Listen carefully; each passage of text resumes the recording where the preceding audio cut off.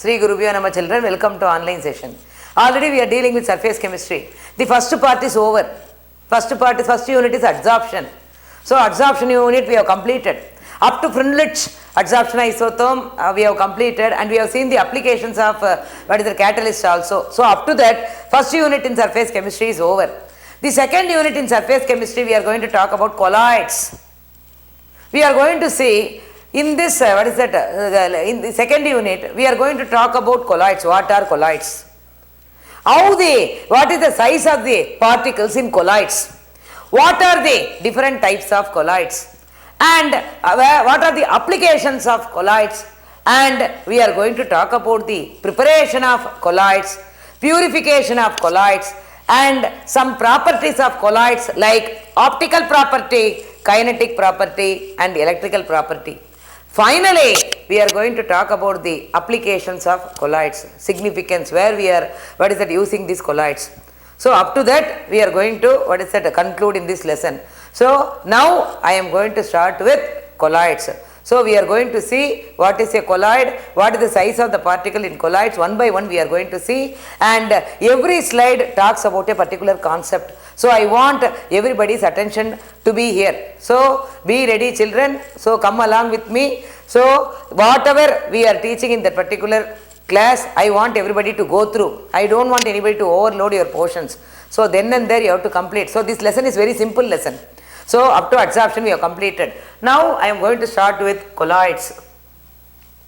So here this slide completely talks about the colloidal chemistry. We are going to talk about colloids. What are colloids?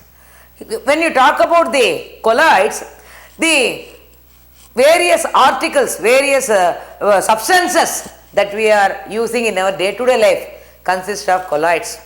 The various substances that we use in day-to-day life consist of colloids. For example, foam, it is an example for colloid. Similarly, milk is an example for colloid. And fog, smoke, it is an example of colloid. And detergents, again, it is aerosol and blood. All these are examples of colloids. So this particular slide talks about the various substances that we see in our daily life are called as colloids. So this particular slide talks about the various substances that we use in our day-to-day life which exist as colloids. The learning objective. What is the learning objective in this lesson, in this unit? We are going to discuss about what is a colloid. We are going to see what is a colloid, how it differs from the solution and suspension, and what are the different phases of the colloids we are going to see. So we are going to talk about colloids. We are going to talk the classification, how colloids are classified, and we are going to see the preparation of colloids, purification of colloids, important properties of colloids, and emulsions we are going to see. After that we are going to talk about identification of emulsion, how we are going to identify the emulsion which is also a colloid, So we are going to talk about emulsions, identification of colloids, and preparation of emulsions, how emulsions are prepared, and applications of colloids. So this slide completely talks about the various learning objectives of this lesson. So here we are going to talk about colloids, preparation of colloids. We are going to talk about the classification of colloids. We are going to talk about the purification of colloids. We are going to talk about the properties of colloids, and we are going to talk about emulsion, which is also a colloid, liquid colloid, and preparation of emulsion and application of colloids in day-to-day life. So this slide completely talks about the learning objectives of the colloidal chemistry. Now we are going to define, I am going to define colloid. What is a colloid? Colloid is a heterogeneous system. What is a colloid? Colloid is a heterogeneous system. So in which heterogeneous means more than one, in which one substance is dispersed. So what is heterogeneous?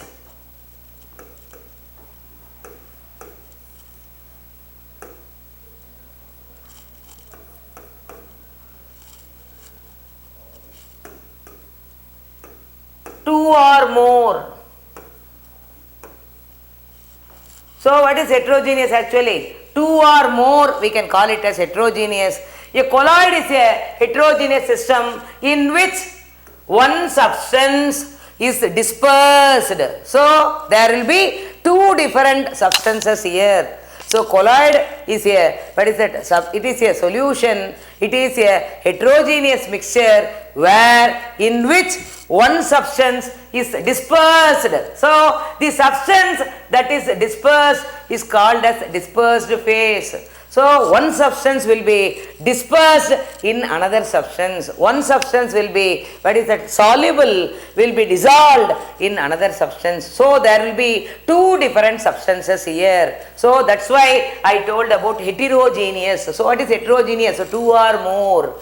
So here colloid is a heterogeneous system in which one substance is dispersed, that is dispersed phase, as very fine particles. So one substance will be dispersed as very fine particles in another substance. So one substance will be dissolved in another substance. One substance will be finally, what is that, get mixed up with the other substance. So we can call such a, what is that, heterogeneous mixture as a colloid. So what is a colloid? Colloid is a heterogeneous mixture. I gave the meaning for heterogeneous, two or more substances. Two or more substances. So colloid is a heterogeneous mixture in which one substance in finely divided state is dispersed into another substance. So we can say there are two different phases, two phases of colloids. Here I told about two different substances, two phases of colloids. What is that? Dispersed phase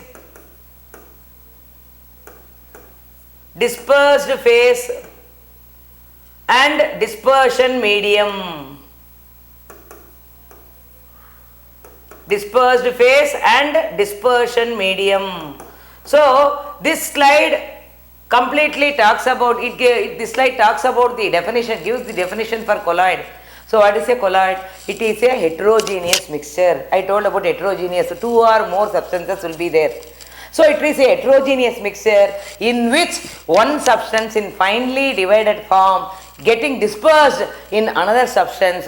So the resulting mixture, we can call it as a colloid. So there are two different phases of colloids. What are they? One is dispersed phase and another one is dispersion medium. For understanding purpose, I will tell you, dispersed phase is nothing but solute and dispersion medium is nothing but solvent. So usually you know that a solution consists of two components. What are they? There will be a solute as well as a solvent. If these two components are there, you can make a solution. Salt solution, sugar solution, or these are examples for solution where sugar solution, you take sugar particles dissolved in water. Sugar particles is a solute, water is a solvent. Salt solution, salt particles are solute, water is a solvent. Likewise, we are discussing about colloids here. So colloid is a heterogeneous mixture in which one substance in finely divided state is dispersed into another substance. We need two different substances to prepare colloid. What is that? One is dispersed phase, that is solute. The other one is dispersion medium, that is solvent. So colloid consists of two different phases. That's why I told you colloid is a heterogeneous mixture. Two or more substances will be there. So what are the two substances present here? What are the two phases present here? One is dispersed phase. For understanding purpose, I will tell you it is a solute. The other one is dispersion medium. It is nothing but solvent. And when you talk about, I told about the meaning for heterogeneous, two or more substances. So colloid is a heterogeneous mixture in which one substance in finely divided state getting dispersed into another substance. So actually the dispersed phase is, what is dispersed in the dispersion medium, that is solute is dispersed in the solvent medium. So this chart, this slide completely talks about the definition of colloid. And here when you see this picture, this slide, If you can see colloids, which is a mixture of two different phases. For example, if I take milk, milk is a colloid. Example, milk is a colloid.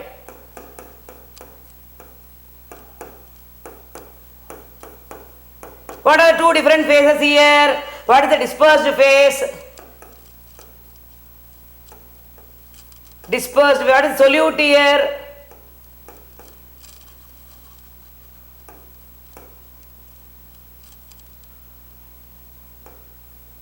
Liquid fat.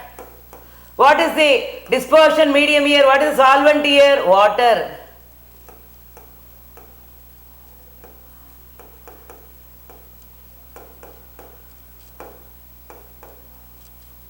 So, milk is a colloid.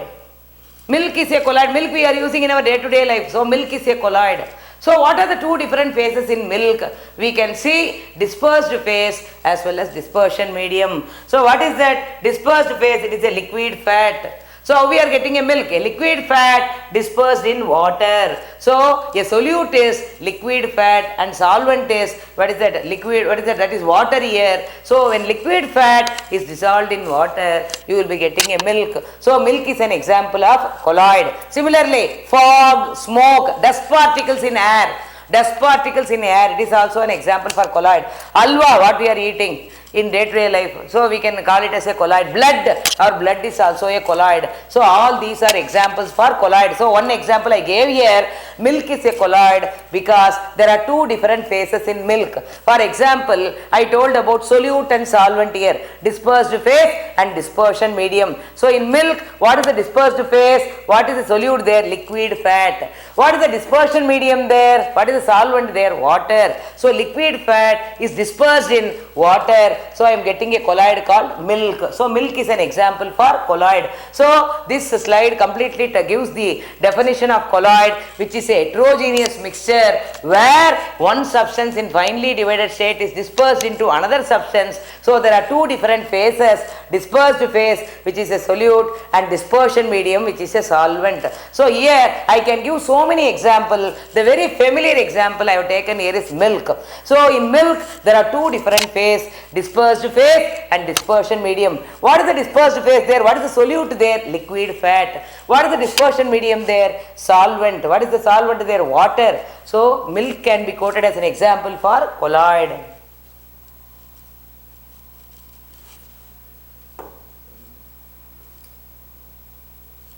The next one we are going to talk about colloidal dispersions. So here this picture completely talks about there are two different types of colloids, stable colloids and unstable colloids. So there are two different types where we are going to talk about colloidal dispersion here, example of a stable colloid, and we are going to talk about example of unstable colloids also. So what is a stable colloid? So I have given an example, emulsion, example of a stable colloid, I have given emulsion as an example. Liquid fat dissolved in water, milk I gave, milk is an emulsion. Liquid fat dissolved in water. So what is happening here? So example of a stable colloid. So what is that? There is no aggregation of particles.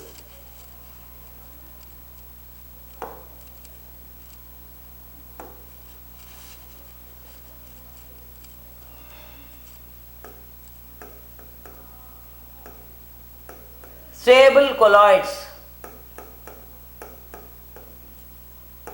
Particles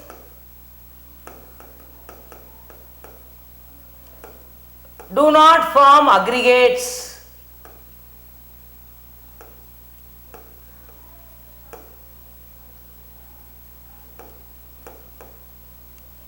Particles do not form aggregates, so we can call it as stable colloids. So the particles, you cannot see the sediments there, there will not be the remains of the sediment, there is no sedimentation possible in case of stable colloids. So stable colloids are those where particles do not form, what is that, aggregates, and whereas in case of unstable colloid, so it is an unstable colloid where you can see the aggregation of the particles, association. What is aggregation actually? Association of particles.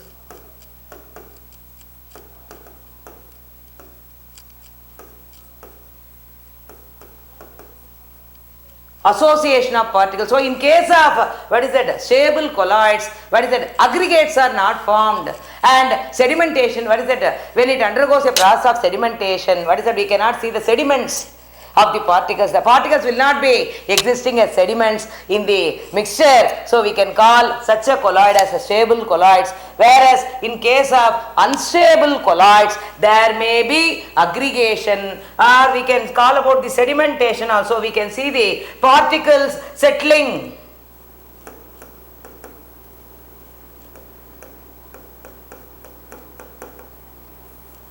So when you talk about this, the slide completely talks about the two different types of colloids, that is stable colloids and unstable colloids. What are stable colloids? Stable colloids are those in which the particles, what is it, they do not aggregate or they do not form sediments.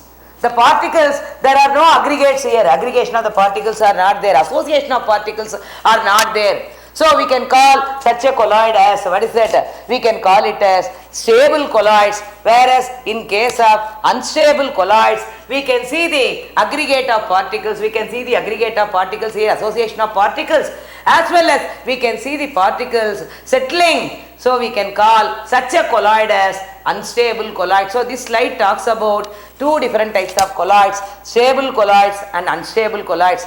What are stable colloids? Stable colloids are those in which the particles do not aggregate, they do not associate, they do not settle down. We can call such colloids as stable colloids. What is the other classification? The other one is unstable colloids, where the particles start aggregating, they are coming closer, they are associated, as well as we can see the particles settling. We can call such a colloid as unstable colloid.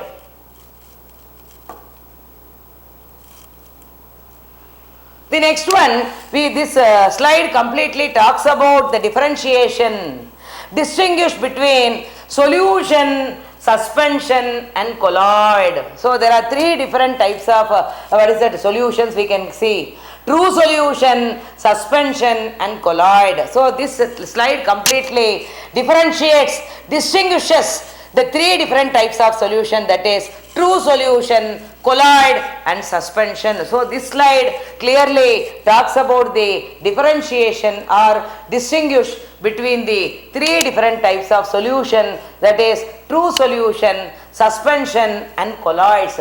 The first property, we are going to talk about the size of the particles. We are going to say what is the size of the particles in the three different types of solution. We are going to say how the size of the particle range between the true solution, colloid and suspension. So when you talk about the particle size, so what is that? It is in true solution which is less than 1 nanometer. So what is the size of the particles in true solution? It is less than 1 nanometer.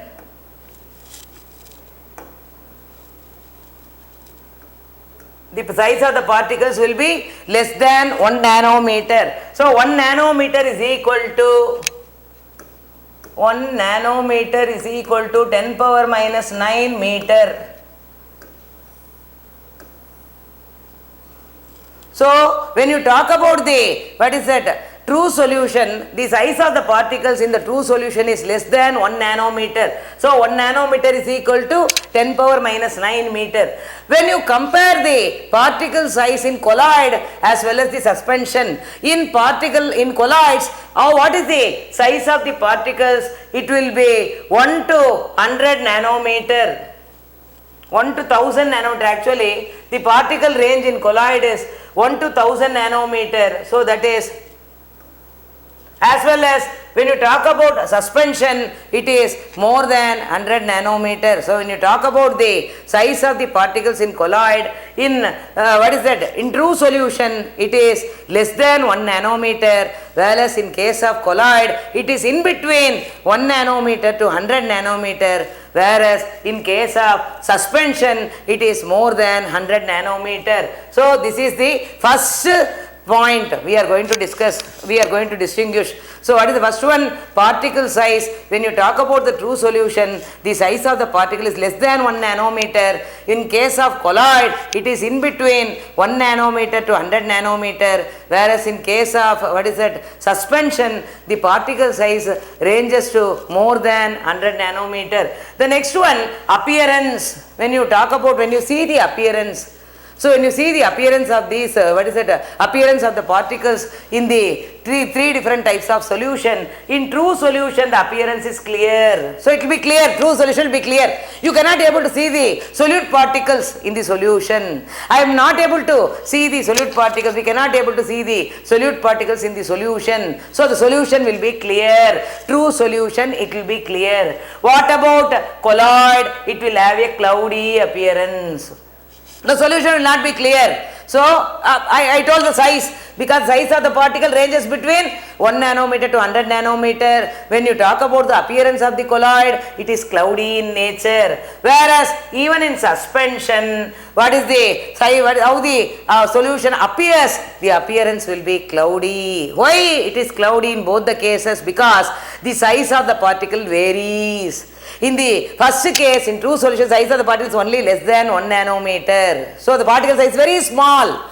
So completely the particles are, what is that, completely miscible in the solvent. Solute particles completely miscible in the solvent. I cannot able to see the solute particles in the solution. So the true solution, the appearance is clear. Whereas in case of suspension and colloid, the appearance, what is that, cloudy, because the size of the particle ranges. In colloid, it is between 1 nanometer to 100 nanometer, whereas in case of suspension, it is more than 100 nanometer. That's why both colloidal solution as well as suspension appears cloudy. The next one, we are going to talk about the homogeneity.